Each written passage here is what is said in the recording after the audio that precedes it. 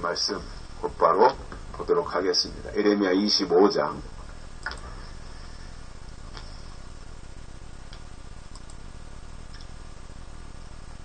예레미야 25장 8절과 9절입니다.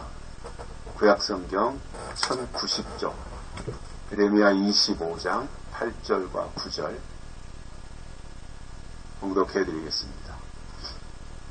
그러므로 나 만군의 여호와가 이같이 말하노라. 너희가 내 말을 듣지 아니하였은즉 보라 내가 보내어 북방 모든 족속과 내 종 바벨론 왕 느부갓네살을 불러다가 이 땅과 그 거민과 사방 모든 나라를 쳐서 진멸하여 그들로 놀램과 치솟거리가 되게 하며 땅으로 명령한 황무지가 되게 할 것이라. 아멘. 한 주간 동안도 평안하셨습니까? 제가 올해 4월 달에 어디가 특별히 심하게 아픈 것은 아니었지만 아무것도 할 수 없을 정도로 몸이 깔아지고 힘들고 운전을 하기조차 어려울 정도로 몸 상태가 그야말로 최악이었습니다. 지금도 그때를 돌이켜 생각하면 그 상태가 1년, 2년 지속된다면 살기 어렵겠다. 굉장히 어렵겠다. 힘들겠다. 그런 생각을 했었습니다. 제가 지금까지 살아오면서 건강과 관련해서 물론 부분적으로 어디가 조금씩 아프기도 하고 하지만 크게 어려움이 없었고 그렇기 때문에 몸이 이제 4월달처럼 힘든 그 상황이 되니까 몸 어딘가에 큰 병이 생긴 거구나 하는 불길한 생각도 들었었습니다. 마침 올해가 이제 짝수해이다 보니 건강보험공단에서 하는 검진에 해당이 돼서 이제 몸도 깔아지고 하니까 힘드니까 계제에 건강검진을 한번 하자 이렇게 생각하고 4월 20일에 병원에 가서 검진을 하고 검진이 다 끝나니까 한 10분 후에 이제 담당 의사가 불러서 면담을 했습니다. 뭐 혈액 검사도 했고 초음파도 했고 이런 일반적인 검사를 했기 때문에 부분별로 다 어떠한 정상 비정상 이것을 판정할 수는 없지만 그래도 검사한 그 상태에서 큰 이상 소견은 발견되지 않는다고 해서 안심을 했지만 그러나 제가 느끼는 제 몸의 상태는 여전히 천근만근이고 또 정상적인 생활을 할 수 없을 정도예요. 그래서 몇 군데 대학병원에 가서 종합검사를 한번 해야 되겠다. 몸 전체 머리끝에서 그야말로 발끝까지 한번 검사를 좀 해봐야 되겠다. 이렇게 생각이 들어서 몇 군데 대학병원에다가 연락을 하니까 의사들 파업 때문에 한참을 기다려야 된다. 대기자가 너무 많이 밀려있다. 이러한 이야기를 하는 거예요. 그래서 이것도 참 어려운 일이구나. 환자들이 기다리다가 돌아가신다고 하더니 그렇게 되는 상황이겠구나 그런 생각이 들었고요. 그러나 다행히 5월달 되면서부터 5월 한 하순쯤부터 제 몸이 조금씩 회복되는 것을 느꼈어요. 나아지고 있구나. 그리고 이제 컨디션도 조금씩 좋아져서 움직임이 수월해졌고 5월 하순경부터는 이제 나가서 조금씩 그전처럼 운동도 시작했었습니다.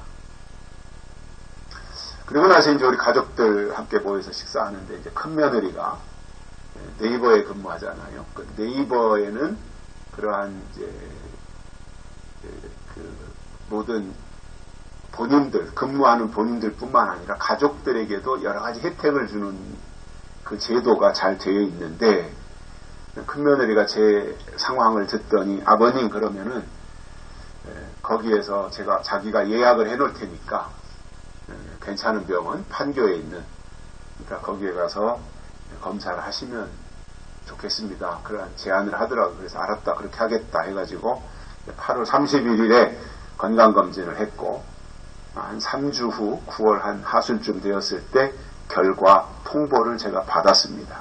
그때는 좀 제가 비용을 들여가지고 머리도 사진을 찍었고, 뭐 여러 가지 중요한 기능, 장기 기능 이런 부분별로 좀 검진을 했는데, 이제 결과 통보를 받았어요. 이만큼 두꺼운 한 2, 30장 되는 그 결과를 쫙 세밀하게 정리해서 컴퓨터 이메일을 통해서 보내온 것을 제가 봤는데, 제가 나이가 벌써 이제 줄어든 나이로 해도 66이잖아요, 올해. 58년생이니까 66살. 그러다 보니 여러 가지 기능이 좀씩 떨어질 수밖에 없죠. 아무리 관리를 한다고 해도. 그러다 보니 이제 몇 군데 그 추적 관리가 필요하다라고 결과가 나왔어요. 뭐 갑상선에는 이제 혹이 있다. 콩팥에도 무릎과 같은 부분적인 어떤 것이 발견이 된다. 그러나 그것이 암으로 발전한다든가 그런 것은 아니니까 한 번씩 와서 검사하고 관리만 하면 된다. 그리고 딱히 문제가 될 만한 부분은 없습니다. 이렇게 이제 답변이 왔어요. 그래서 나름대로 좀 안심이 되잖아요. 그런 거 결과를 받아보면. 그리고 4월달 같지 않고 제 몸이 지금은 어느 정도 다 정상화됐고 9월달 그 무렵이니까 결과를 받은 것이, 이제 제가 그것을 보고 좀 마음이 특별히 몸 안에 여러 가지 기능상 문제는 없구나 이제 이렇게 생각을 하고, 거기에는 이제 의사가 최종적인 판정을 하는 그게 있더라고요. 그래서 거기를 보니까 제 신체 나이가 검사해본 결과 신체 나이가 63세로 나왔고, 그리고 종합평점은 95점으로 나왔습니다. 학교에 다닐 때는 제가 그렇게 높은 점수의 성적을 받아본 적이 별로 없는데, 병원으로부터 건강상 높은 점수를 받으니까 그래도 마음이 좋았습니다. 현재 상황이 이렇다라고 하는 것 제가 말씀을 드렸고, 왜냐하면 제가 4월달에 제 모습을 제가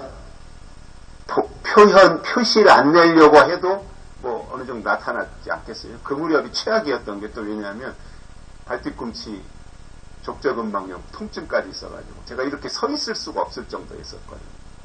막 짐들은 이제 체중이 실려가지고 누르니까 얼마나 아픈지요, 그 발뒤꿈치가.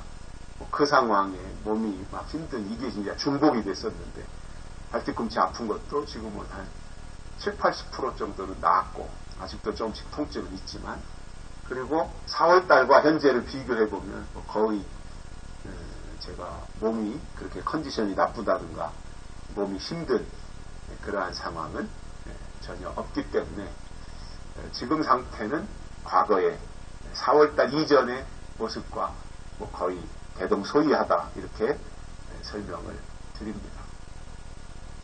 걱정도 하셨고 기도도 해주셨는데 다들 제가 고맙게 생각을 하고요.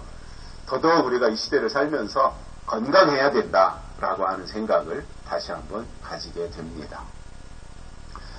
우리 기독교를 가리켜서 말씀의 종교다 이렇게 하는데, 그 이유는 하나님이 친히 말씀으로 천지를 창조하셨고, 그 이후로도 하나님이 선지자들을 통해서 계속해서 말씀하셨기 때문입니다.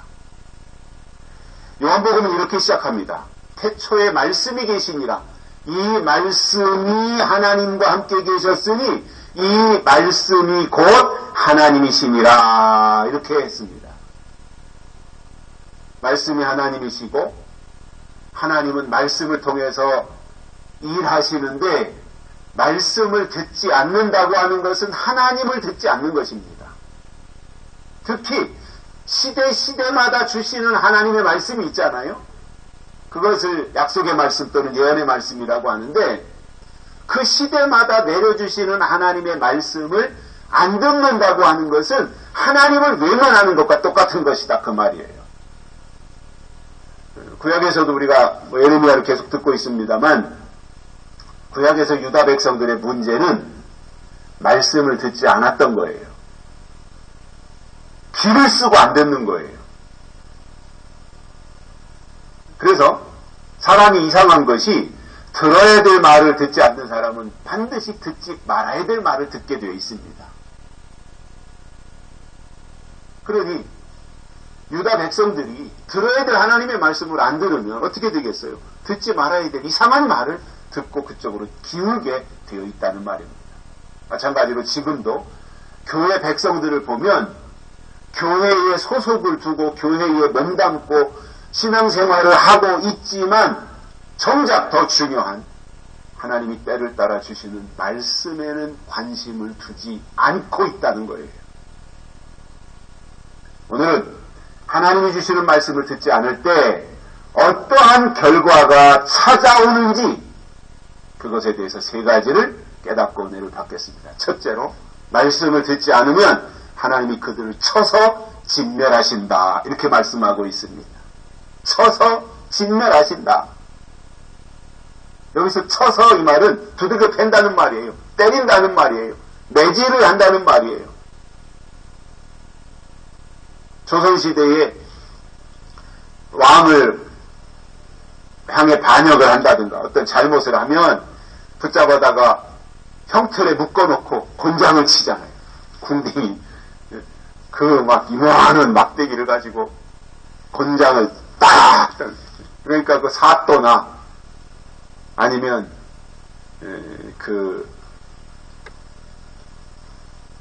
그것을 재판하는 위치에 있는 사람이 쳐라 그러죠. 쳐라 그러면 이제 때리는 사람들이 이제 곤장을 치는 거거든요. 때린다라는 겁니다. 그래서 쳐서 진멸한다. 그런데 이 치는 일을 누구를 통해서 하느냐 하면 북방 모든 족속과 바벨론 왕 느부갓네살을 불러다가 유다를 쳐서 진멸하시겠다 이 말씀을 해 주신 겁니다.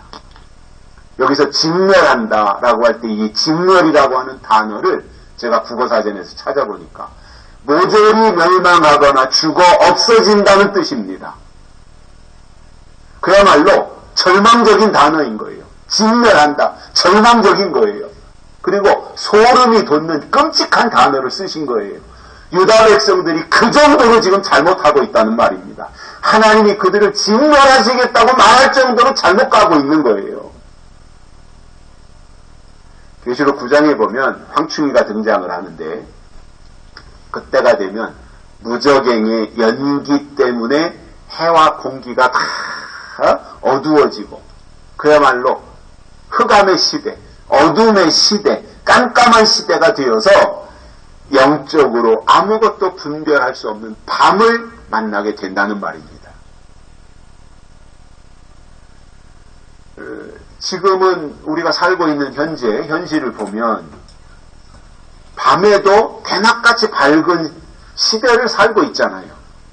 제가 어렸을 때만 해도 밤이 되면 깜깜하니까 뭔가를 할 수 있는 것이 아무것도 없으니까 그냥 방 안에 등잔불을 켜놓고 숙제할 것이 있으면 등잔불을 책상에다 갖다 놓고 그 어두운 가운데서 근근히 숙제를 하는 정도였어요. 책을 읽고 어두우니까요.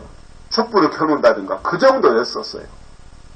그러나 전기가 들어오니까 어떻습니까? 다 환하잖아요. 방마다 다 환하게 할 수 있잖아요. 그 전기불을 켜놓고 지금 프로야구 한국 시리즈를 하고 있잖아요. 삼성하고 기아하고. 근데 그 야구공이 주먹만한데 제 주먹보다 좀 작은데 야구공이 하얀 야구공이 조그만 야구공이 밤에 경기를 하는데 그거 보이나요?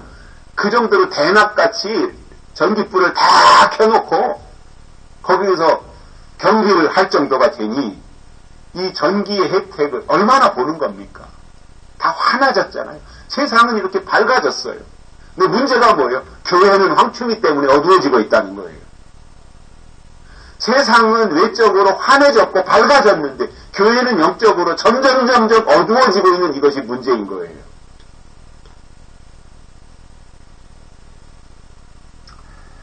이렇게 되면 신앙인들은 영적으로 잠을 자느라고 환난이 오는 것조차 알지 못하고 영적 소경이 되어서 될 일과 하실 일에 대해서는 관심이 없고 알지 못하게 된다는 말입니다.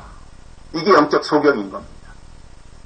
하나님이 하실 일, 그리고 앞으로 될 일, 이러한 것들을 보고 가야 되는데 영적 소경이 되고 영적 장님이 되다 보니까 하실 일이 뭔지, 하나님이 앞으로 할 일이 뭔지, 될 일이 뭔지 이런 것에 대해서는 도무지 알지 못하는 영적 소경이 된다는 말이에요.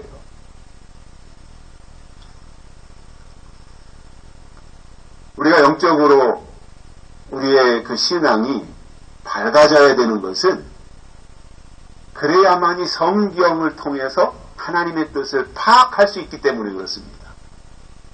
우리가 영적으로 밝아져야 되는 이유는 그거에서 우리가 돈 벌어먹기 위해서가 아니라 성경을 통해서 하나님의 뜻을 알기 위해서예요. 하나님이 하실 일이 무엇인지 성경을 통해서 알기 위해서예요. 그런데 육신의 눈은 떠서 날마다 껌뻑껌뻑하고 뭐 이것저것 신문도 보고 사설도 보고 유튜브도 보고 TV도 보고 그러면서 세상 지식에 대해서는 많은 것을 획득해서 가지고 있는데 영적으로 깜깜해가지고 영적 소경이고 영적 장님이 되어가지고 성경을 보아도 성경을 통해서 하나님이 하실 일이 무엇인지를 알지 못하면 그는 어두움에 속한 자가 되기 때문에 하나님의 뜻을 알 길이 없다는 말입니다. 저는 지금 이 시대를 황충이가 나오기 위한 전조 증상으로 교회를 점점점 어둡게 만들고 있다, 저는 그렇게 생각합니다. 황충이가 나오기 위한 조건을 지금 만들고 있다, 그 말입니다. 황충이가 그런 거 없이 사전 작업 없이 어느 날 황충이가 불쑥 나온다면 사람들이 거기에 현혹이 되겠습니까? 그러나 사전 작업에 들어가서 황충이가 나와도 사람들이 황충이를 사탄의 우두머리로 알지 못하도록 가장한 천사로 나타나서 하나님의 종인 것처럼 그렇게 사람들에게 접근해 가기 위해서 미리미리 교회를 어둡게 하고 사람들의 마음과 영을 깜깜하게 만들어 놓는 그 작업을 하고 나서 황충이가 나와야 황충이로서의 역할을 하는 것이지, 사람들이 다 깨어있고 사람들이 다 밝아서 성경을 보면서 황충이가 나타났을 때 저놈 황충이 나왔네 이렇게 할 지경이 된다면, 그렇게 조건이 되어 있다면 황충이가 나올 이유가 없는 거예요. 황충이가 목적을 가지고 나오는 거 아니에요? 황충이가 지금 할 일이 있잖아요. 황충이 나오는 목적은 여러 가지가 있지만 그 중에 대표적인 게 뭡니까? 적그리스도 세우기 위해서 나오는 것이 황충이에요. 그렇기 때문에 황충이가 나왔을 때 황충이의 정체가 탄로나면 안 되는 겁니다. 그래야 그것을 위해서 어둡게 만드는 거예요. 그러니 우리 교회가 계시록을 통해서 주장하는 것은 뭡니까? 모든 교회들이 어두워질지라도 우리 교회는 어두워지지 말자, 이겁니다. 그래서 끝까지 밝음, 빛 가운데 낮에 속한 신앙으로서 황충이 나오는 것을 꿰뚫어보고 황충이 나왔을 때 저놈이 황충이다, 저게 황충이다, 황충이 따라가면 안 된다 라고 외칠 수 있는 그 일을 해야 된다, 그 말이에요. 누군가는 그 역할을 해줘야 되잖아요. 하나님의 일이 이 땅에서 이루어지기 위해서는 누군가 깨어있는 종이 있어서, 낮에 속한 종이 있어서 도둑이 오는 것을 알려줘야 되지 않겠습니까?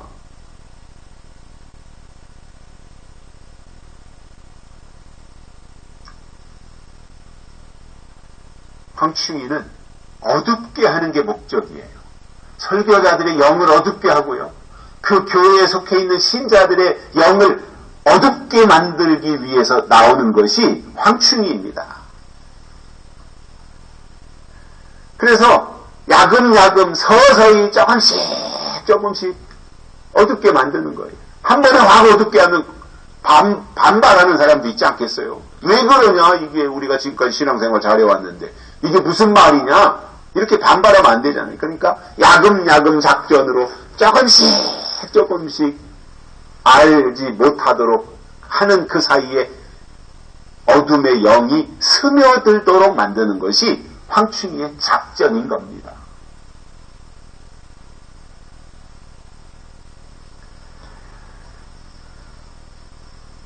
그래서 황충이는 이제 그 다섯째 나팔이 나오기 전에 사전 작업으로 교회의 강단과 설교자들의 입에서 예언의 말씀이 사라지고 그 자리를 기복신앙과 인본주의가 차지하도록 만드는 그 역할을 하는 거예요. 그래서 제가 이 자리를 통해서 다시 한번 말씀드리고 싶은 것이 있습니다. 그게 뭐냐면 설교자들의 입에서 계시록을 근거로 한 예언의 말씀, 이단들이 하는 시한부 종말론이나 아니면 어떤 교주를 정해놓고 재림예수라고 하는 이런 쪽으로 가는 것 말고 정상적인 성경적인 재림신앙을 증거하는 계시록을 근거로 해서 재림신앙을 증거하는 그러한 교회여야 되고 그러한 설교자여야 되는데 아무리 1년 12달 듣고 또 들어봐도 1년 내내 한마디도 예언의 말씀이 증거되지 아니하면 그 사람은 거짓 선지자인 것이 확실합니다.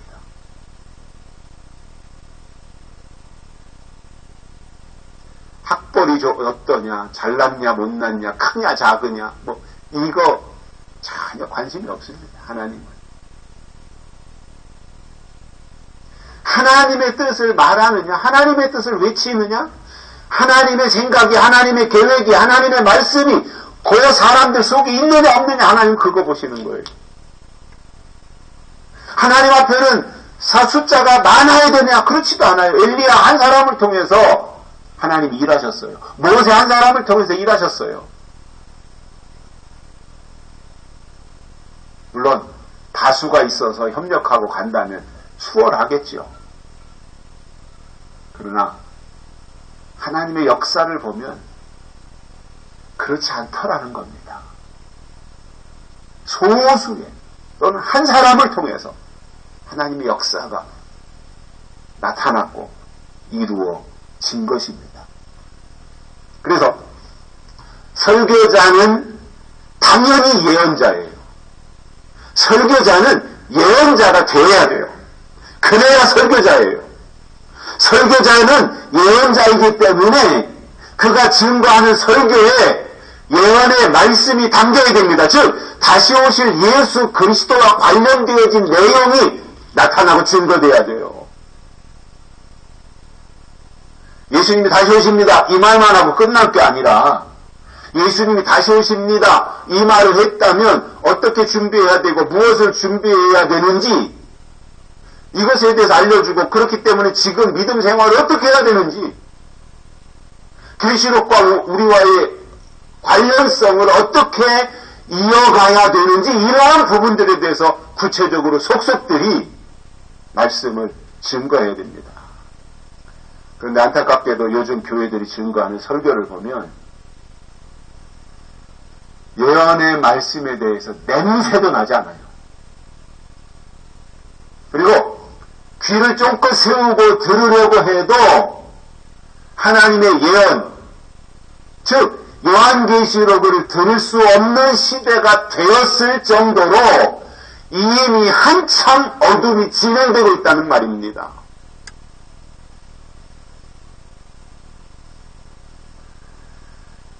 여러분, 설교자가 예언의 말씀을 증거하지 않으면 어떻게 되겠습니까? 설교자가 예언에 관심을 가지지 않고 설교자 자신이 예언의 비중을 두지 않고 있다면 그의 신명을 사단이 사로잡습니다. 사단이 결박합니다. 그리고 그 입술에다가 사단이 된 일과 그리고 하나님이 하신 일에 대해서만 증거하도록 만들어 놓는 거예요. 된 일과 하신 일에 대해서만 증거한다는 거예요. 그 결과 그 교회에서 신앙생활 하시는 분들의 영이 무뎌지고 어두워지니 하나님의 뜻을 깨닫기가 점점 더 어려워집니다. 불가능해지는 거예요. 자, 그러면 이와 같이 영이 어두워지는데 무엇을 분별할 수 있겠으며 분별을 못하는데 악한 영과 어떻게 무엇으로 싸울 수가 있겠어요? 아니 황충이의 정체도 모르고 악한 영이 무엇인지도 모르며 사단이 지금 어떻게 역사하는지 아무것도 모르는데 어떻게 분별해낼 수 있겠습니까? 요한계시록 11장에는 두 증인이 나오는데 하나님이 두 증인에게 권세를 주셔서 예수님이 재림하시기 전에 3년 반 동안 교회와 믿는 자들 향해서 예언하는 일을 합니다. 이게 두 증인입니다. 예언하는 일을 하는 거예요. 예언하는 일. 그래서 3년 반 동안 두 증인은 다시 오실 예수 그리스도에 대해서 요한계시록을 근거로 나머지 성경 65권과 연결 지어가지고 예언의 말씀을 증거하는 그 역할이 두 증인의 사명인 거예요. 그래서 두 증인이 나와서 활동하는 그 시점이 되면 두 증인이 증거하는 말씀, 즉 예언의 말씀인 거죠. 그것을 들어야 영이 밝아지고 성령의 인도하심을 받을 수 있게 되는 거예요.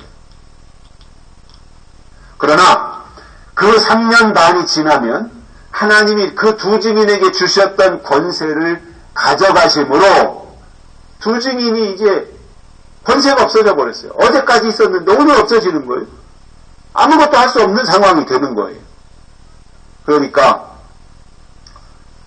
사람들에게 붙잡혀서 큰 성길에서 죽임을 당하는데 안타깝게도 그 시신을 땅에 묻어 장사 지내지 않고 길바닥에 놓고 구경거리로 삼았다. 이렇게 성경은 기록하고 있습니다. 그 정도로 미웠던 거죠. 그러나 그 일이 있은 지 3일 반 후에 하나님께로부터 두 증인에게 생기가 들어가니 저희가 다시 발로 일어섰습니다. 살아났어요.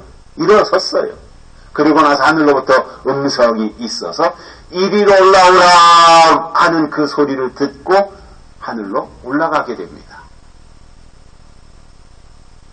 계시록 14장에 보면 예수님이 시온산에 강림하시고 14만 4천 하나님의 군대도 예수님과 함께 시온산에 섰는데 이 14만 4천 예수님과 함께 시온산에 서 있는 14만 4천은 용과 짐승과 거짓 선지자와 모든 악인을 진멸하기 위해서 하나님이 세운 종들입니다. 그리고 일곱째 나팔을 불면 예수님이 재림하셔서 대접 수 없는 재앙을 통해서 이 세상에 있는 모든 악을 다 진멸하신 이후에 이 땅에 그리스도의 나라가 1000년 동안 이루어지는 것이 성경 내용입니다. 구약 성경에 나오는 16명의 선지자들이 증거한 핵심 내용은 구원과 심판입니다. 그렇다면 어떻게 해야 구원을 받는지 또 어떻게 하면 심판을 당하는지 성경을 통해서 그것을 알아야 한다는 말입니다.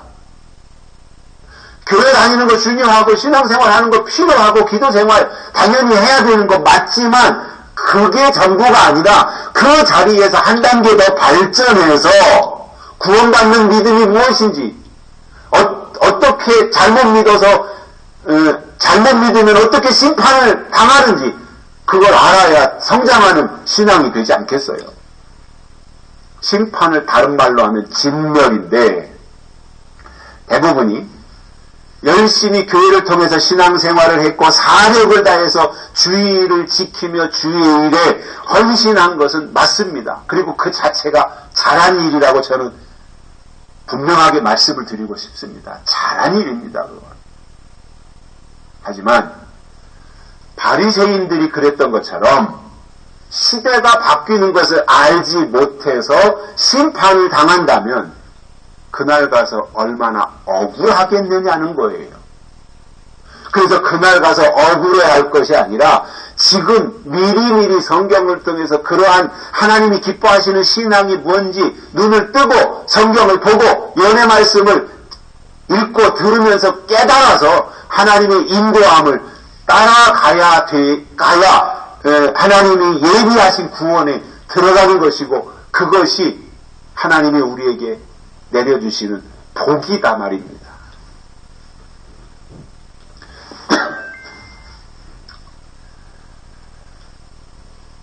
그런데 그날 가서 심판의 자리로 내려가면 그때 가서 땅을 치며 자기 발등을 찍고 억울해할 수 있지만 그러나 돌이켜보면 사실 그렇게 된 원인은 자기한테도 있는 거예요. 1차적으로는 분별력을 상실한 본인에게 책임이 있는 거예요. 내 영혼이, 여러분들의 영혼이, 우리 각자의 영혼이 그렇게 싸구려가 아니잖아요. 어찌 보면 내 고깃덩어리인 육체보다 우리의 영의 값어치가 훨씬 더 비교할 수 없을 정도로 비싼 거예요. 그런데 사람들은 육신에는 관심을 가지고 육신을 관리할 줄 알아요. 돈과 여유가 있는 사람들은 피부 마사지도 하고요. 수시로 가서 관리를 합니다. 좋은 영양제 이런 것도 사서 복용을 하고요. 육신에 대한 관리는 그렇게 해요. 그런데 육신의 관리보다 훨씬 더 중요한 영혼의 관리에 대해서는 관심이 없는 거예요. 여러분, 우리의 영혼도 반드시 관리가 필요한 겁니다.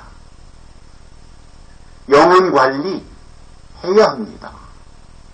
영혼은 그냥 나 육신이 교회 다니고 주일 지키고 11조 내고 봉사도 하고 있고 교회 안에서 내가 충성하고 있으니까 내 영은 하나님이 이끄셔서 하늘나라로 데려가시는 거 아니야? 이렇게 생각할 수 있어요. 물론 어느 정도는 맞는 말이에요. 그러나 시대가 바뀌고 법이 바뀔 때는 바뀐 법의 기준에 따라가야 되는 거예요. 몰랐어요. 그날 가서. 바뀐 줄 몰랐어요. 그게 해당이 안 되는 거예요. 제가 운전을 처음에 배워가지고 할 때는 안전띠를 매라고 하는 법이 없었어요. 안전띠 안 매도 상관없었어요. 경찰에 단속을 해도 속도 위반, 신호 위반 이런 거는 이제 위반하면 단속에 걸렸지만 그렇다고 해서 안전벨트를 안 맸다 그래서 법에 저촉되지 않았어요.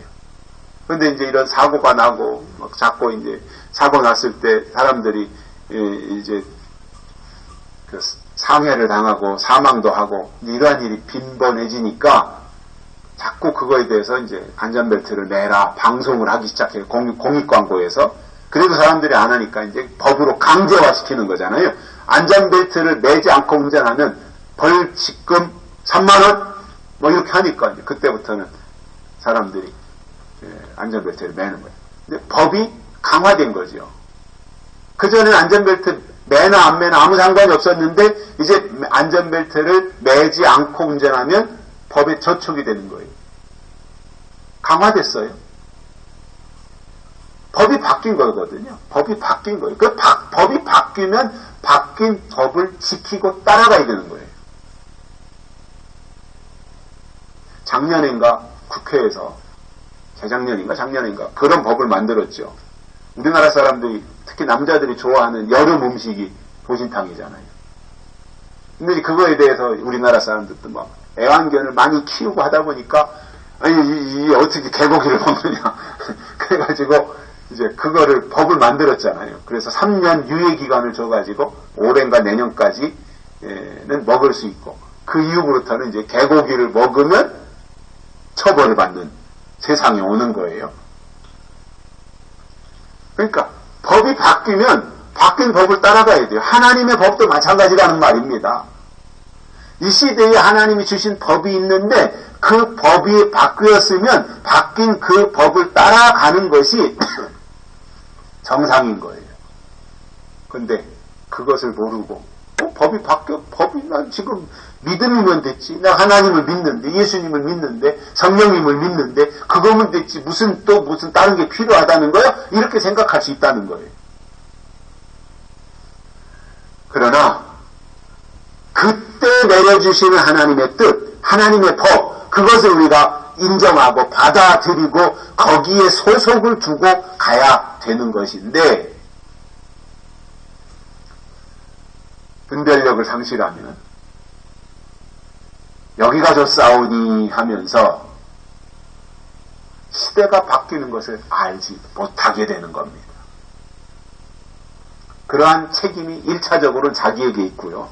2차적으로는 설교하는 사람들이 때에 맞는 예언과 약속을 증거하지 않은 겁니다.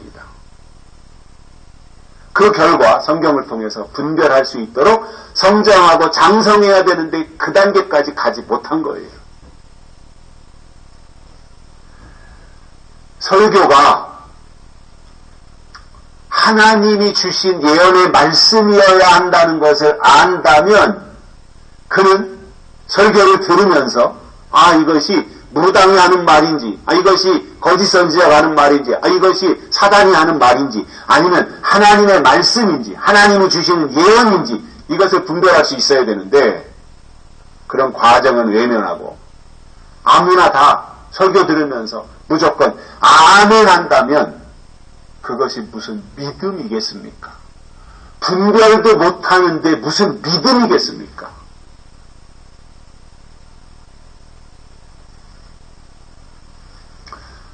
그러니 어린이집 수준의 어린 아이 상태에서 신앙생활을 하다가 그날 가서 주님이 내가 너희를 도무지 알지 못하느라 이 불법을 행한 자들을 내게서 떠나가라 이렇게 하면 그때 가서 발을 동동 구르고 슬피 울며 이를 가한다고 할지라도 방법이 없는 것이고 미련한 5처녀 꼴이 되고 마는 거예요.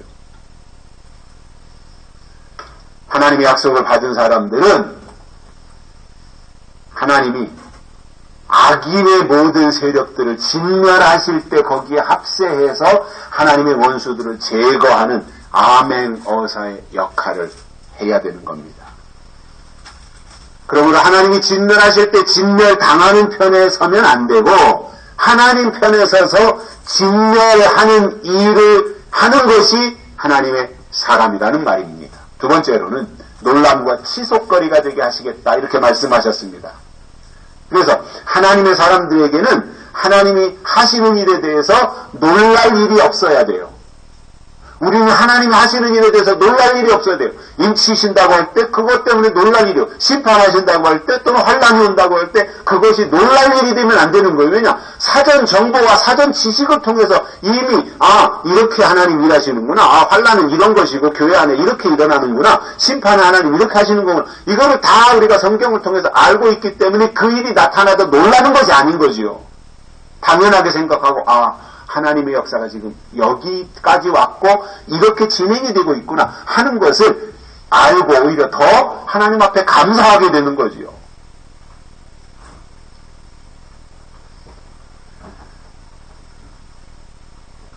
하나님의 사람이라고 하는 것은요.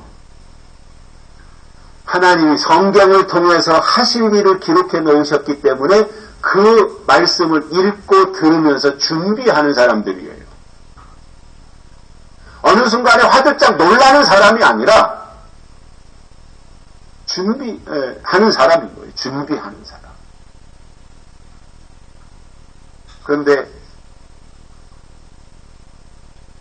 환란이 오는 것을 보며 깜짝 놀란다든가, 예수님이 재림하시는 것을 보며 화들짝 놀란다든가,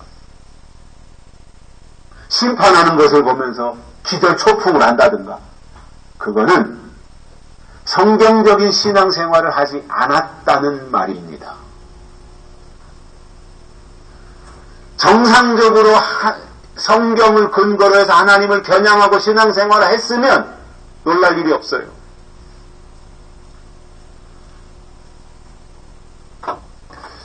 또 치솟거리가 되게 하신다 그러는데, 여기서 치솟은 빈정거리며 웃는다는 뜻입니다. 빈정대며 웃는다. 그러니까 사람들에게 비웃음거리가 되게 하시겠다, 그 말이에요. 치솟거리가 되게 하시겠다. 비웃음거리가 되게 하시겠다. 그러면 하나님이 정하신 어느 때가 되면 인류 역사를 마무리하시게 되는데, 성경은 그것을 지금 증거하고 있습니다. 그리고 지금 시점에서는 그 역사를, 인류 역사를 마무리하시는 것에 대해서 증거해야 되는 것이 설교가 되어야 된다는 말이에요.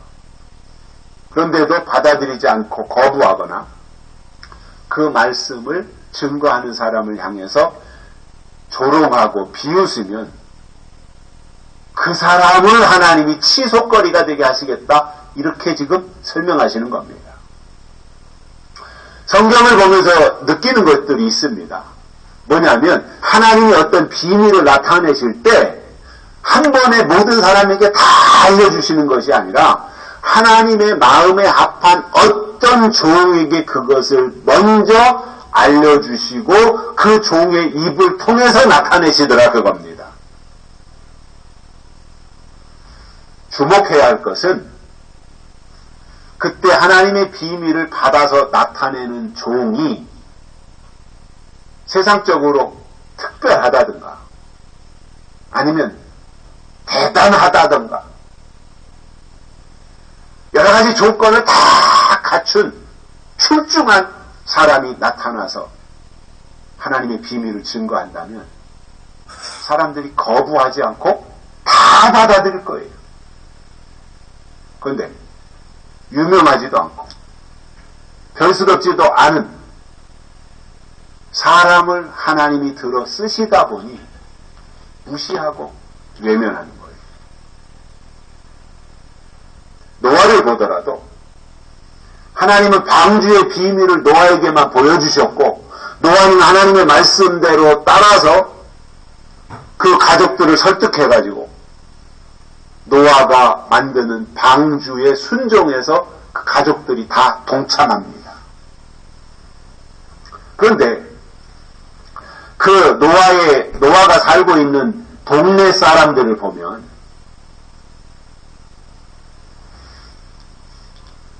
지역 유지도 있고 사돈들도 있었을 것이고 친구들도 있었을 텐데, 그들이 한결같이 다 나서가지고 노아를 향해서 비웃고 조롱하고 제정신이냐 지금 노아를 향해서 한마디씩 다 거들었는데 그 이유가 뭐예요? 왜 배를 산꼭대기에다 짓느냐, 그거예요. 어찌 보면 노아를 걱정해서 한 말일 수도 있어요. 그러나 결과적으로는 조롱하고 비웃고 노아가 지금 잘못하고 있다는 말을 하는 거예요.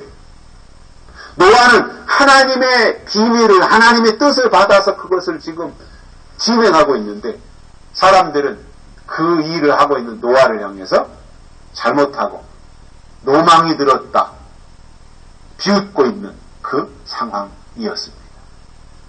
자, 그러면 상황을 바꿔가지고 이렇게 생각을 한번 해볼 수 있잖아요. 만약에 노아가 방주를 바닷가에다가 지었다면 사람들의 반응이 어땠을 것 같습니까? 노아를 칭찬했을까요? 아이고, 배 잘 만들고 있나? 나 한번 배 만든 거, 친구 배 만드는 거 구경하러 왔네. 아이고, 사돈 어른 배 만드시느라고 얼마나 고생하십니까? 제가 그냥 거들어드리려고 왔습니다. 이런 반응을 했을까요? 저는 전혀 그렇지 않았을 것이라고 생각해요. 왜냐하면 어차피 사람들은 하나님의 일을 좋아하지 않아요. 그 그러니 노아가 만약에 방주를 바닷가에 지었더라면 또 다른 조롱거리를 찾아가지고 노아를 향해서 손가락질했을 거예요. 사람들은 하나님의 일을 좋아하지 않는 거예요. 왜 그렇게 커다랗게 짓느냐 방주를. 왜 꼭 잣나무만 가져다가 방주를 져야 되느냐. 동네에서 구할 수 있는 쉬운 나무, 박달나무가 됐든 무슨 떨기나무가 됐든 무슨 이런 나무, 백향목이 됐든 이런 거 갖다가 지면 되지. 우리 주변에서 구하기 좋은 거 갖다 하면 되지. 왜 그것을 잣나무를 가져가지. 사람은요 놀려대려고 하면요 다 놀림감인 거예요.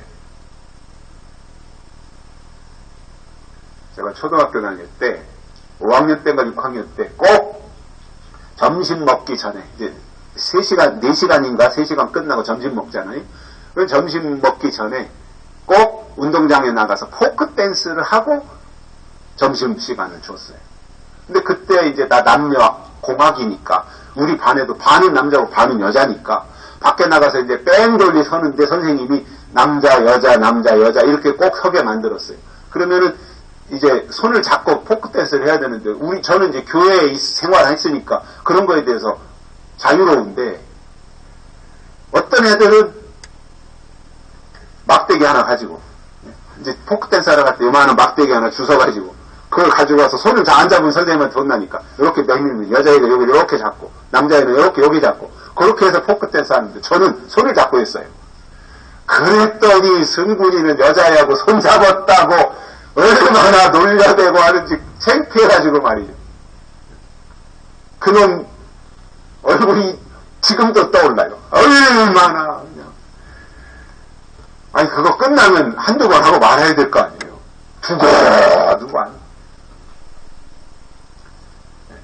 이게요 의식이 잘못된 사람들은 건수가 없어서 못하지 그 일이 합당하냐 합당하지 않냐 이렇지 않아요.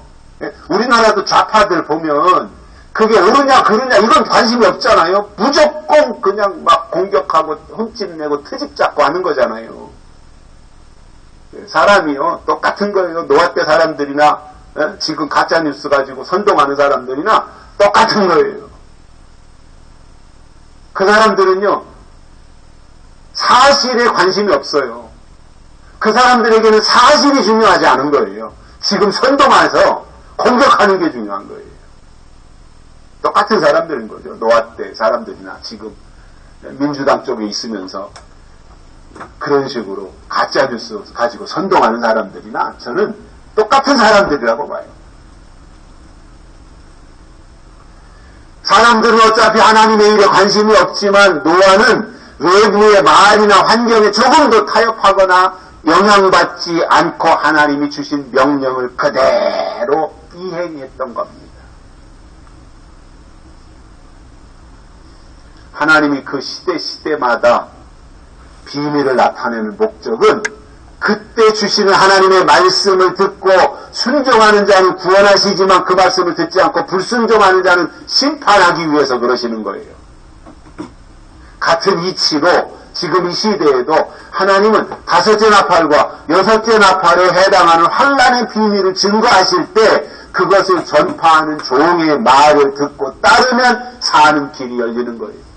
그래서 저는 지금 설교를 들으시는 분들이 어디에 있든지 부산에 계시든지 대전에 계시든지 원주에 계시든지 강원도에 계시든지 전라도에 계시든지 경상도에 계시든지 어디에 계시든지 그것은 상관없이 설교하는 설교자들의 입에서 5째 나팔, 6째 나팔, 7째 나팔 이 나팔에 대한 설교가 증거되느냐 안 되느냐 그거 들으셔야 돼요.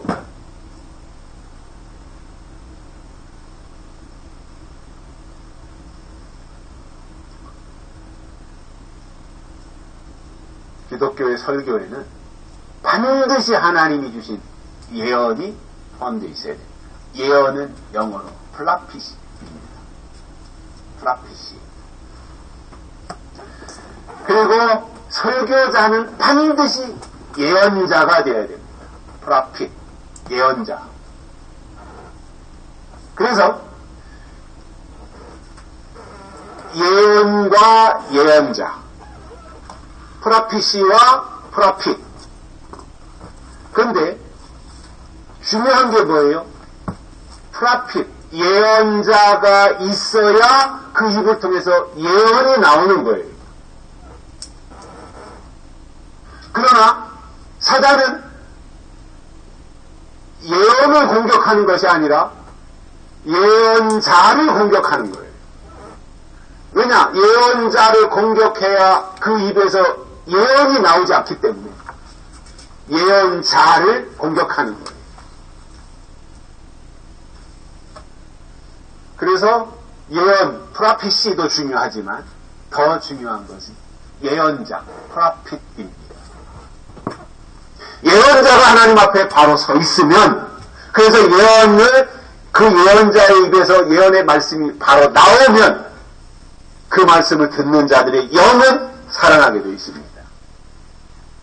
그래서 지금 계신 그 지역에서, 그곳에서 신앙생활을 하는데, 나는 여기에 몸담고 지금 20년, 30년 내가 여기서 직분 받아가 충성하니까 거기에 만족하고 있다면 어쩔 수 없어요. 그분들은 그렇게 그냥 가시면 돼요. 그런데 뭔가 사모하는 마음이 있고 하나님의 마지막 비밀의 말씀이 있다고 하는 것이 내 영으로 느껴지고 그런 것에 대해서 사모하는 분들이 계시다면 그것은 하나님이 주신 마음이거든요. 그런 분들은 주변에서, 이단들을 빼고 주변에서 정상적인 교회 안에서 정상적인 목회자들의 입에서 나팔에 대한 말씀이 증거되느냐, 그것을 보시고 그쪽 방향의 신앙생활을 하셔야 되는 거예요. 할 말이 많은데, 세 번째로는 땅으로 황무지가 되게 하신다, 이렇게 말씀하고 있습니다.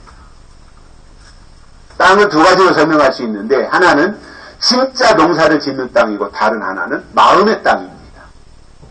농사를 짓는데 필요한 것은 때를 따라 하늘로부터 내리시는 비입니다. 봄에 씨앗을 뿌리고 나면 하늘에서부터 봄비가 적당하게 내리잖아요. 그러면 그 씨앗에서 싹이 나오고 뿌리가 땅속으로 또 내려가는 거죠. 그러나 비가 내리지 않는다면 아무리 좋은 씨앗을 갖다 뿌렸다고 할지라도 비가 내리지 않으면 싹이 나오지 않아요. 결국 자라나지 못한다는 말입니다. 같은 이치로 우리의 마음밭에도 비가 내려야 되는데 예수님은 굳은 밭, 돌짝밭, 가시밭, 좋은 밭, 이것을 통해서 네 가지 밭을 설명하셨는데, 땅에 비가 내리지 않고 극심한 가뭄이 들어서 황무지가 되면 거기에 아무리 씨앗을 갖다 열심히 뿌려도 아무것도 거둘 것이 없는 거예요. 우리의 마음의 땅에도 하늘에서 늦은 비 성령이 단비로 적당히 내리지 않으면 영적 기근이 들어서 믿음이 성장하지 않습니다. 아모스 선지자 아모스 4장에서 추수하기 석 달 전에 어느 성읍에는 비를 내리고 어느 성읍에는 비를 내리지 않겠다, 이렇게 말씀하시는 내용이 나옵니다. 그런 의미에서 하나님이 때에 맞게 이른 비와 늦은 비를 골고루 내려주시는 것이 은혜이고 그 심령이 좋은 밭이 되어서 결실할 수 있습니다. 여러분, 말씀을 듣지 못하는 기갈의 시대에 물이 있고 생수가 있고 하나님의 약속이 있다면 걱정할 이유가 없는 겁니다. 하나님이 우리의 심령과 마음밭에 사시사철 때를 따라 비를 주시면 풍성함이 있겠지만 황무지가 된다면 그것이 저주이고 심판입니다. 결론으로 유다 백성들은 하나님의 말씀을 꼭 들어야 되는데도 불구하고 듣지 않았으며 오늘 말씀처럼 말씀을 듣지 않은 자들을 이렇게 하나님이 하시겠다고 결론을 내려주시는 이러한 내용들을 보면서 이러한 말씀들을 기억하고 언제나 성경을 통해서 말씀 중심의 신앙생활 하시기를 주의 이름으로 축복합니다. 살아계신 하나님 감사합니다. 오늘 또 말씀을 주셨으니 이 말씀을 우리가 마음에 담고 기억하면서 이 말씀을 지켜내는 저희들 되게 하시고 이 말씀이 이루어질 때 그 말씀이 나타나는 것을 볼 수 있는 저희들 되도록 은혜를 베풀어 주옵소서. 다시 오실 예수님의 이름으로 간절히 기도드리옵나이다. 아멘. 찬송가 209장 부르시면서 헌금 드리시겠습니다.